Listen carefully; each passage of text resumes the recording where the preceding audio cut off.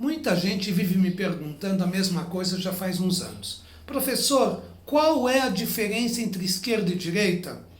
Eu não tiro a razão da galera. No Brasil, a coisa é meio confusa mesmo. E não adianta vir com definições acadêmicas, porque aqui não funciona. Ninguém entende nem está interessado. Além do mais, não existe uma definição universalmente aceita. E é aí que surgem as brigas, porque no fundo, ninguém sabe o que é. Essa história toda nasceu na França, depois da queda da Bastilha. A monarquia caiu, veio a república e com ela a coisa mais democrática do mundo, que é a oposição. Enfim, lá na Assembleia em Paris, tinha um grupo de políticos que se sentava do lado esquerdo e outro do lado direito da Assembleia. Simplesmente porque não caberiam todos do mesmo lado e não faria sentido. Mas a coisa é que nem aqui na escola brasileira. A garotada escolhe se sentar perto de quem tem coisas em comum. Simples assim. O primeiro aluno da classe, por exemplo, não quer ficar do lado do repetente.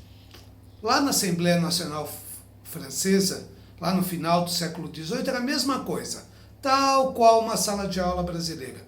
A diferença é que aqui é a turma da frente versus a turma do fundão. Lá era a esquerda versus a direita. Aqui, a turma do fundão é aquela que desafia o poder constituído, ou seja, o professor, o diretor. É a parte que discorda de tudo, que quer mudar tudo e não se conforma com nada. Adivinha onde ficava essa turma lá na Assembleia Francesa? Acertou. Do lado esquerdo, claro. Do lado direito, era o contrário. E olha, não existe registro histórico, mas eu aposto que o pacifismo, o ambientalismo e o movimento hippie nasceram no fundão de uma sala de aula. Efeitos da Revolução Francesa. Mas continuando, o pessoal do gargarejo é aquele que fica babando para o professor, na fila da frente, não dá um pio e faz tudo o que as regras da escola mandam. Não querem saber de mudança nenhuma. Entra ano, sai ano, sentam-se sempre no mesmíssimo lugar, do lado do mesmíssimo colega e penteiam o cabelo do mesmo jeito. Na Assembleia Nacional Francesa, essa gente, nem preciso dizer, ficava à direita. Eram os conservadores que defendiam a monarquia e seu poder absoluto. Queriam conservar tudo como era antes. Por extensão, os parlamentares de esquerda são mais progressistas, mais contestadores e defendem mais mudanças na sociedade. Já os de direita querem que as coisas permaneçam como sempre foram, do mesmo jeitinho, principalmente no aspecto político e econômico.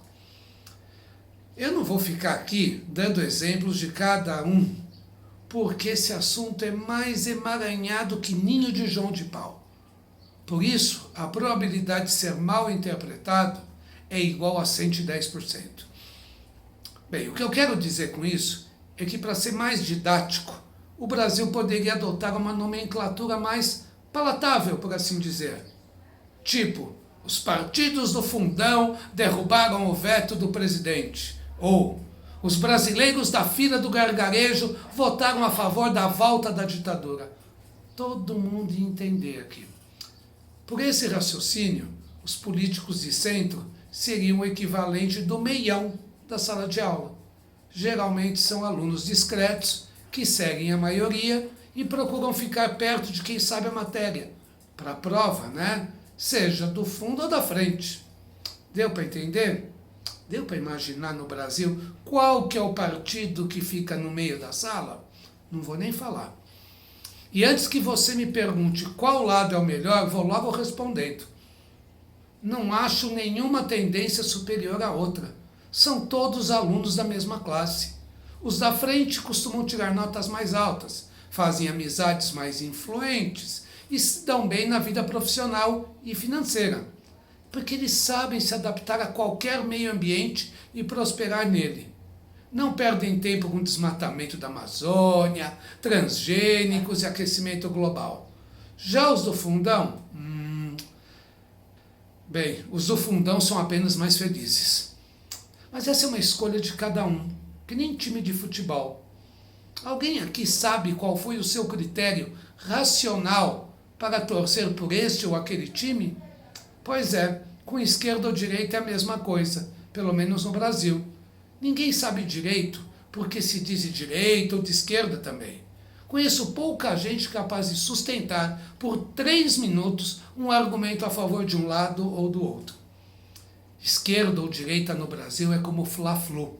Cada um escolhe uma camisa e sai de bandeira na mão para torcer. Contra o outro. Sim, contra o outro, porque brasileiro parece ser incapaz de amar o seu time mais do que odeia os outros. O mesmo vale para quem pensa diferente. Em vez de cuidar da própria vida, esculhamba o outro. E isso afeta a política, e vice-versa. E eu resolvi falar desse tema agora por causa de uma notícia que li nos jornais essa semana. Pode ter passado batido para muita gente, porque ninguém aguenta mais falar nem de Lava Jato, nem de Covid-19. Só que ainda não dá para relaxar nem com um, nem com o outro. Bem, o importante é que consegui enxergar nessa notícia a melhor explicação para a diferença entre esquerda e direita neste país. Veja só a informação da Folha de São Paulo. Réus, advogados de Lula, são alvos de operação que apura desvios no Sistema S. Olhando assim, parece que é mais uma acusação grave contra a esquerda, desta vez contra advogados de Lula. Na hora deu vontade de virar a página, já vi isso, mas olhei melhor e li tudo, do começo ao fim da reportagem. A informação é complexa, como todo caso de corrupção. Mas, em resumo, os advogados do ex-presidente receberam 10 milhões de reais por serviços não prestados. E os recursos vieram do SESC, SESI e SENAI, o Sistema S. Causa nobre. Sabe para que era o dinheiro? Ele seria para subornar juízes do Superior Tribunal de Justiça e do Tribunal de Contas da União para dar decisões favoráveis aos interesses do partido. Mas o subtítulo da matéria me deixou ainda mais intrigado, porque ele dizia que Frederic Wassef, advogado da família Bolsonaro, até recentemente, até a polícia encontrar o Fabrício Queiroz lá na casa dele, também está na mira da investigação. No Estadão a coisa estava mais bem explicada. Dizia que o Wassef está sendo investigado, o que é diferente de ser denunciado, suspeito de receber 2 milhões e 600 mil reais de outro escritório de advocacia. Esse outro teria desviado 4 milhões e 400 mil reais do SESC e do SENAC do Rio de Janeiro. Opa, fiquei atordoado. Não devia, mas eu ainda me escandalizo com essas coisas. Não é todo dia, afinal, que você vê a suposta esquerda e a suposta direita envolvidas no mesmo caso de corrupção, bebendo na mesma fonte de dinheiro, no caso, o Sistema S. Mas essa terrível notícia deve ajudar muita gente, pelo menos, a entender bem a diferença entre esquerda e direita no Brasil. Funciona como as mãos na pandemia. Uma está sempre lavando a outra. Eu sou Carlos Dias e você está no canal Pimenta nos Olhos.